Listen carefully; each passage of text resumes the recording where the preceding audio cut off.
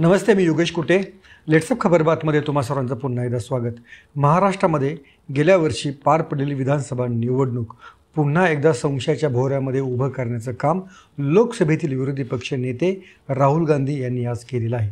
त्यांनी आज विविध वृत्तपत्रामध्ये लेख लिहिलेला आहे आणि लेखाच्या आधारे त्यांनी या निवडणूक प्रक्रियेतील काही विसंगतींवरती बोट ठेवलेलं आहे. आणि या विजयाचं जे गणित आहे, या विजयाच्या गणितामध्ये काहीतरी मॅनिप्युलेशन आहे, काहीतरी संशय आहे आणि त्यामुळंच हा विजय अजूनही बिना आक्षेपाचा राहिलेला नाही. त्याच्यावरती वारंवार आक्षेप घेतले जाऊ शकतात, अशाच पद्धतीची मांडणी आहे. आता या राहुल गांधी यांच्या आक्षेपामध्ये नवीन काय आहे, तर या नवीन लेखामध्ये त्यांनी EVMचा उल्लेख अजिबात केलेला नाही. म्हणजे जे इलेक्ट्रॉनिक यंत्रावरती ते वारंवार संशय व्यक्त करत होते, त्याचा उल्लेख या नवीन लेखामध्ये नाही किंवा त्याच्यावरती कोणताही आक्षेप घेण्यात आलेला नाही. त्यांचा जो सगळा भर आहे तो भर निवडणूक आयोगाच्या कार्यपद्धतीवरती, विधानसभा निवडणुकीमध्ये अचानक मतदान वाढलं कसं आणि मतदारसंख्या देखील वाढली कशी, याच्यावरती आहे.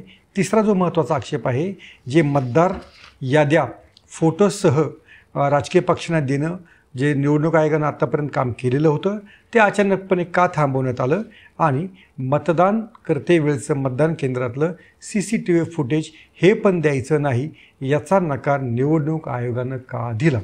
या महत्त्वाच्या प्रश्नांवरती राहुल गांधी यांनी लक्ष वेधलेलं आहे.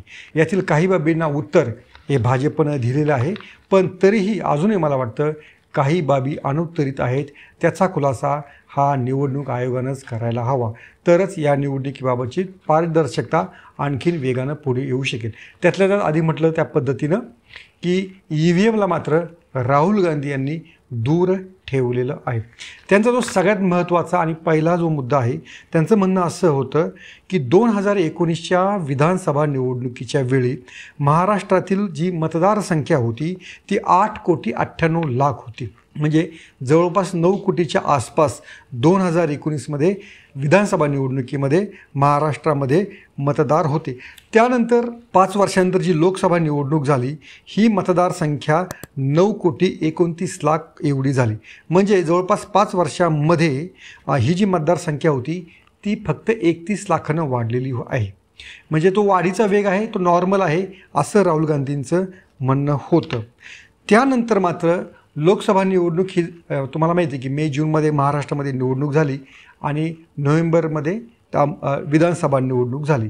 या 6 महिन्यांमध्ये ही जी लोकसंख्या होती एकदम 9,70,00,000वरती पोहोचली. म्हणजे 2019 ते 2024 या 5 वर्षांमध्ये मतदारसंख्या 31 लाखानं वाढली आणि त्या 5 महिन्यांमध्ये 41 लाखांची वाढ महाराष्ट्रात का झाली, असा प्रश्न राहुल गांधी यांनी विचारलेला आहे. आणि ही जी वाढ आहे, ही वाढ जी आहे त्यांचं म्हणणं असं आहे की हिमाचल प्रदेशमधलं जे एखादं राज्य आहे तर राज्याच्या एकूण मतदारसंख्ये एवढी ही सगळी वाढ झालेली आहे. आणि मग ह्या अचानक वाढीचं कारण काय, याचा खुलासा त्यांनी निवडणूक आयोगाकडं विचारलेला आहे. आणि ही जी वाढ जी झालेली आहे त्याचं उदाहरण देताना त्यांनी भाजपचे प्रदेशाध्यक्ष आणि महसूल मंत्री चंद्रशेखर बावनकुळे यांचाच कामठी हा मतदारसंघ निवडलेला आहे. आणि या मतदारसंघातलंच एक उदाहरण देऊन त्यांनी ही वाढ अनैसर्गिक होती, संशयास्पद होती, असा दावा केलेला होत आहे. त्यांच्या म्हणण्यानुसार भाजपला कामठी या चंद्रशेखर बावनकुळे यांच्या मतदारसंघामध्ये 1,36,000 मतं पडलेली होती, तर भाजपला 1,19,000 मतं मिळालेली होती. हे 2024 लोकसभेचं गणित आहे. विधानसभा निवडणुकीमध्ये काँग्रेसला 1,34,000 मतं पडली. म्हणजे लोकसभेपेक्षा फक्त 2,000 मतं कामठी विधानसभा मतदारसंघात काँग्रेसला कमी पडली. आणि मात्र विधानसभा निवडणुकीमध्ये चंद्रशेखर बावनकुळे यांना तब्बल 1,75,000 मतं मिळालेली आहेत. म्हणजे भाजपची जी मतं आहेत ती 56,000 विधानसभा निवडणुकीमध्ये वाढली.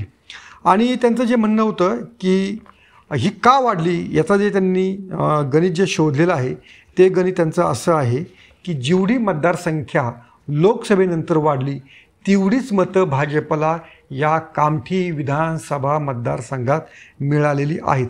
म्हणजे त्यांचं म्हणणं असं आहे की काँग्रेसची मतं इंटॅक्ट आहेत, भाजपला जी वाढीव मतं मिळालेली आहेत ती अशा अनैसर्गिक मतदारसंख्येतल्या वाढीमुळं मिळालेली आहेत. आणि याचं उत्तर देताना किंवा या आक्षेपाला आपलं म्हणणं सादर करताना बावनकुळे असं म्हणालेले आहेत की निवडणूक आयोगानं घरोघरी जाऊन मतदार नोंदणी केलेली होती. काँग्रेसच्या इच्छुकांनी, काँग्रेसच्या नेत्यांनी देखील मतदार नोंदणी केलेली होती. ती मतदार नोंदणी वाढलेली आहे आणि त्यामुळं कामठी विधानसभा मतदारसंघात तेवढी मतदारसंख्या वाढलेली आहे, असा बावनकुळे यांचा दावा आहे. बावनकुळे यांचा दावा ठीक आहे, पण याच्यावरती मला वाटतं निवडणूक आयोगानं देखील उत्तर द्यायला हवं. म्हणजे आपण जे म्हणतो दूध का दूध, पाणी का पाणी जे व्हायला पाहिजे ते त्यांनी करायला पाहिजे. आधी त्यांनी म्हटलं असं की भाजपनं 149 ठिकाणी कमळ चिन्हावरती निवडणूक लढवलेली होती आणि त्यातल्या 132 जागा जिंकलेल्या आहेत. म्हणजे 89% असं घवघवीत यश भाजपला विधानसभा निवडणुकीमध्ये मिळालं. एवढं यश आत्तापर्यंत कोणत्याच पक्षाला भारतामध्ये मिळालेलं नाही. कोणीही असं 90% आसपास विजय मिळालेला आहे असं घडलेलं नाही आहे. त्यामुळं ही जी कामगिरी आहे भाजपची लक्षवेधक आहे, लक्षणीय आहे आणि त्यामुळंच भाजपला इतक्या जागा वाढल्या कशा याचं उत्तर हे राहुल गांधी मागत आहेत. दुसरं असं सगळ्यात त्यांचं जे महत्त्वाचं म्हणणं जे आहे की 2024च्या लोकसभा आणि विधानसभा निवडणुकींच्या छायाचित्र असलेल्या मतदार याद्या आम्हाला उपलब्ध करून द्या, अशी मागणी त्यांनी निवडणूक आयोगाकडे केलेली होती.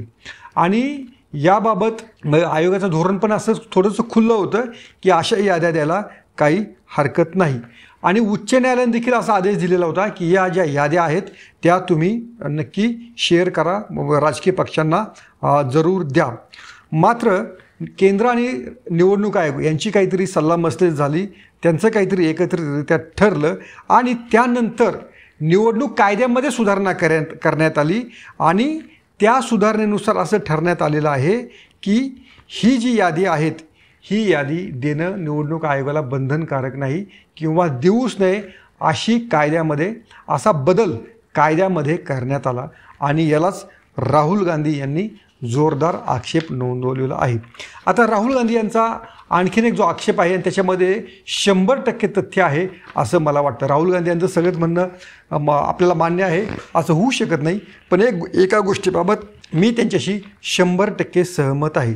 म्हणजे देशामधले जे निवडणूक आयोगावरचे जे सदस्य नेमायचे असतात ते सदस्य नेमण्याची स्थिती काय, आत्तापर्यंतची स्थिती म्हणजे परिस्थिती कशी होती तर पंतप्रधान, लोकसभेतील विरोधी पक्षनेता आणि सर्वोच्च न्यायालयाचे न्यायाधीश म्हणजे देशाचे सरन्यायाधीश या तिघांनी मिळून निवडणूक आयोगावरचे जे 3 सदस्य असतात ते 3 सदस्य निवडायचे असतात. पण हे निवडणूक सदस्य किंवा हे निवडणूक आयोगाचे सदस्य किंवा निवडणूक आयुक्त बदलण्यासाठीची प्रक्रिया ही मोदी सरकारनं बदलली. खरं तर जेव्हा असे मोठे बदल करायचे असतात आणि जेव्हा एवढं पाशवी बहुमत आपल्याकडे असतं तेव्हा लोकशाही जी आहे ती अधिक सुदृढ कशी राहील याकडे खरं मोदी सरकारनं भर द्यायला पाहिजे होता. पण मोदी सरकारनं केलं काय की त्यांनी सरन्यायाधीश यांच्याऐवजी सिनियर केंद्रीय मंत्री या समितीचा सदस्य केला, निवड समितीचा सदस्य केला. त्यामुळं पंतप्रधान आणि केंद्रीय मंत्री जो सिनियर केंद्रीय मंत्री आहे असे दोघे जण एका बाजूला राहणार आणि लोकसभेतील विरोधी पक्षनेता एका बाजूला. त्यामुळं सरन्यायाधीशांनाच या निवड समितीतनं दूर करणं हे खरोखरीच चुकीची घटना होती आणि चुकीची म्हणजे अनावश्यक अशी घटना होती. असं करायचं मोदी सरकारला काहीच कारण नव्हतं, कारण 2014, 19, 2024 त्यांच्यांना बहुमत मिळालेलं होतं आणि जर ज्यांना बहुमत मिळालेलं आहे, ज्यांना लोकांचा पाठिंबा आहे त्यांना निवडणूक आयोगासारख्या एका घटनात्मक संस्थेमध्ये असा बदल करण्याची गरज काय, हा जो प्रश्न आहे हा राहुल गांधी यांनी अतिशय योग्यरित्या उपस्थित केलेला आहे. त्याचं उत्तर देखील देणं सरकारला आवश्यक आहे. आधी म्हटलं त्या पद्धतीनं या सगळ्या शंका जरी असतील तरी त्याचं निरसन झालं पाहिजे. लोकसभेतील विरोधी पक्षनेते म्हणून नव्हे तर प्रत्येक सामान्य मतदाराला कळालं पाहिजे की ही जी निवडणूक प्रक्रिया आहे ही पारदर्शक पद्धतीने झालेली आहे. त्याच्यामध्ये कोणतीही छेडछाड झालेली नाही आहे, त्याच्यामध्ये कोणतंही मॅनिप्युलेशन झालेलं नाही आहे आणि हा विश्वास देण्याची जबाबदारी ही निवडणूक आयोगाची आहे. त्यामुळं मतदार का वाढले, संध्याकाळी 5 नंतरच मतदान का वाढलं, हा देखील एक राहुल गांधी यांचा मुख्य आक्षेप आहे. त्यांचं म्हणणं असं आहे की सुरुवातीला मतदानाची टक्केवारी कमी होती आणि नंतर संध्याकाळी 5 नंतरच एकदम मतदानाची टक्केवारी वाढल्याचं देखील निवडणूक आयोगानं अचानकरित्या जाहीर काय केलं.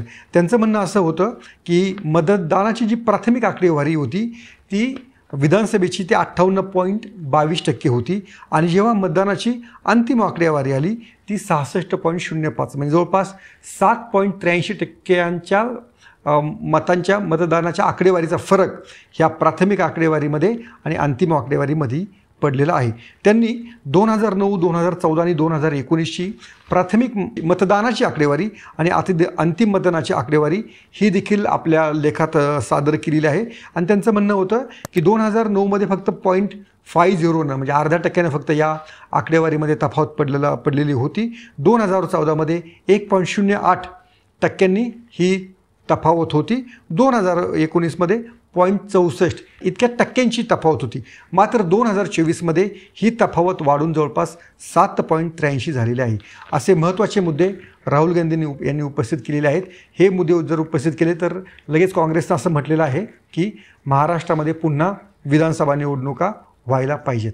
आता या व्हाव्यात न व्हाव्यात हा फार लांबचा मुद्दा आहे, पण राहुल गांधी यांनी जे मुद्दे उपस्थित केलेले आहेत त्याचं योग्य ते उत्तर आकडेवारींसह उत्तर निवडणूक आयोगानं देणं ही अपेक्षा काही चुकीची नाही एवढं मला देखील वाटतं. ते तुम्हाला मत देखील पटत असावं. तुम्हाला याबद्दल काय वाटतं ते आवर्जून सांगा आणि पाहत राहा लेट्स अप मराठी. सोशल मीडियाच्या भाऊ गर्दीत विश्वासार्हतेने चकाकणारे नाव म्हणजे लेट्स अप मराठी. सगळ्यांना, सगळ्या नागरिकांना ती स्पीच, ती लेट्स अप वरील मुलाखती म्हणजे विचारांचा खजिना. त्यानंतरच्या निवडणुकीमध्ये मला सोडून गेले. बातम्या केवळ वस्तुस्थिती सांगणाऱ्या, न प्रोपगंडा, फक्त जनतेचा अजेंडा. क्योंकि आने वाला कल जाने वाला है, जाने वाला कल आने वाला है. राजकारण, मनोरंजन असो की क्रीडा क्षेत्र, महाराष्ट्राची स्पंदने संवेदनशीलतेने टिपणारे माध्यम म्हणजे लेट्स अप मराठी. जगासोबत एक पाऊल पुढे राहण्यासाठी लेट्स अपचे ॲप, सोशल मीडिया आणि वेबसाईट सोबत कनेक्टेड रहा.